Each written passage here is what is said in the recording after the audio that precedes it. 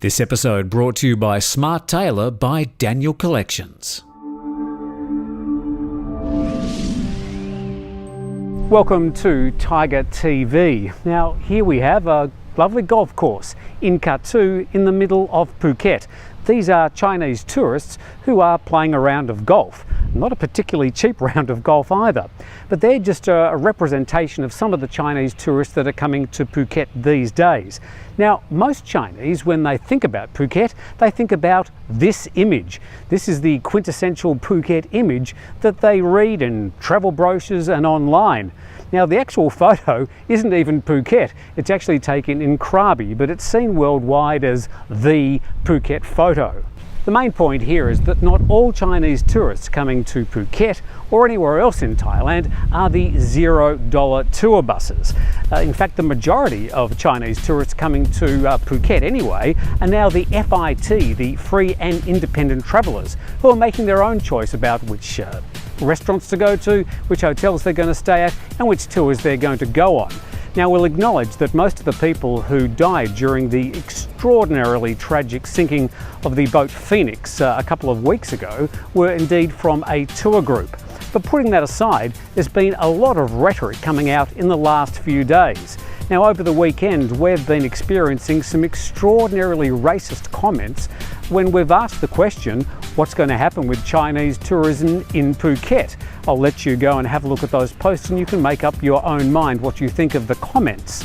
Also over the weekend, Kongsak Kupongsakon, the president of the Southern Hoteliers Association, has revealed that he's spoken to 19 out of 160 member hotels in Phuket, and they've registered so far 7,300 cancellations of bookings to Phuket.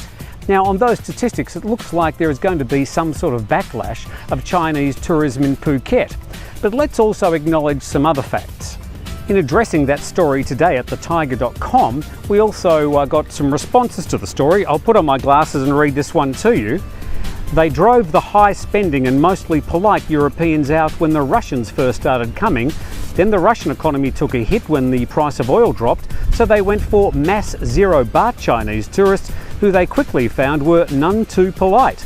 The Russians started to filter back to a degree, but they've gloated over statistics since then instead of looking at the reality. Now they've scared the Chinese off. Not much left.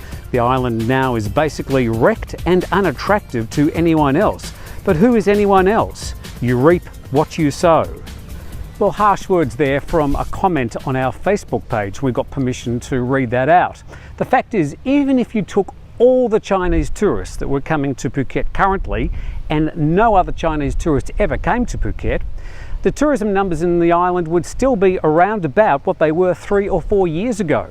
And there are still plenty of emerging and new travellers who are coming to Phuket who are discovering the great beaches and the lifestyle here.